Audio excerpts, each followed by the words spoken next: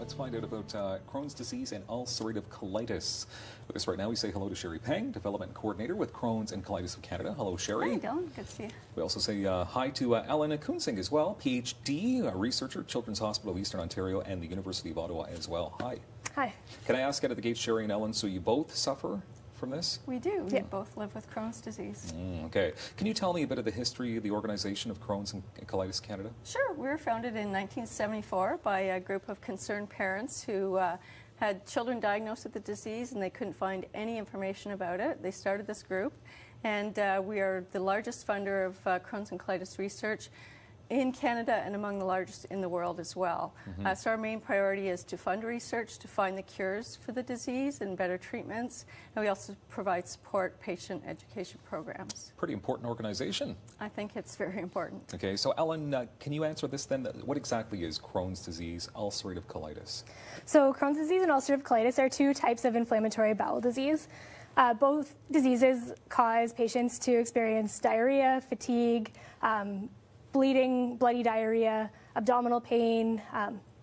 So both diseases have a significant impact on patients' quality of life and ability to do things like go to work, impact on their careers, educational achievement, those types of things. Sounds like an impact on everything, pretty much, every aspect of your life. Okay, so then who can get it, Sherry? I mean, how does it work? I mean, is it certain stages in your life? Are you born with it? No, anybody can get it. You may be predisposed. That's what our researchers are trying to find out.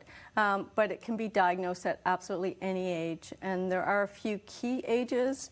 When I was diagnosed at 18, that was a very kind of key age at that time, between 18 and 24. But as the research report has indicated, it's being diagnosed alarmingly in children under 5. Ouch. Okay, so there has been a launch. It's the 2018 Impact of Inflammatory Bowel Disease in Canada report. So, Ellen, can you tell us a bit about this report? Sure. So it was a report that's about 230 pages altogether that was produced by Canadian researchers from across the country, Alberta, Saskatchewan, Manitoba, Ontario, Nova Scotia.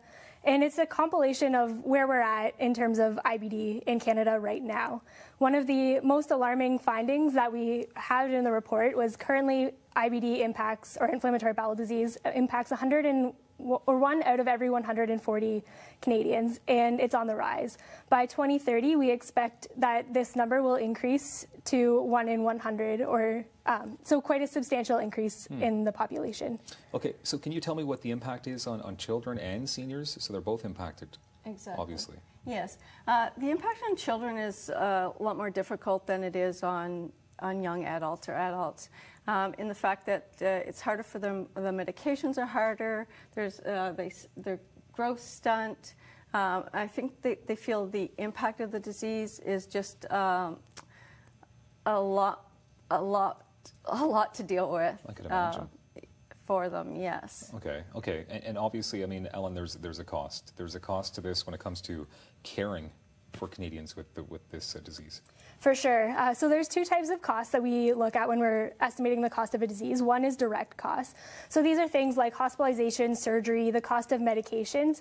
There's also indirect costs. So these are the cost of time taken off work, when you go to the doctor's appointment, if you need to pay for parking, those types of things. If you're on vitamins and minerals, different complementary therapies. So those both have a significant cost. Both are estimated to be about $1.3 billion every year in Canada, and so a total of about $2.6 billion in costs. My gosh. Crohn's and Colitis.ca, Sherry, I mean, obviously you're always fundraising, you're trying to get the word out. Absolutely. Like you said, our main mission is to find cures for these diseases and better treatments. It's a lifelong disease, so, as Ellen said, the impact on our healthcare system is enormous. So the more that we can do to find better cures, better treatments, and the better off we'll be as Canadians. Okay, and quickly, 20 seconds, I mean, where can people in Ottawa go if they need more information or help? Go to our website, crohnsandcolitis.ca. That's where you'll find our meetings, our fundraising events. We have our biggest event in June, our Gutsy Walk, and our meetings for support. Well, there you go. Sherry and Ellen, thank you very much. Thanks, Dylan. Thanks.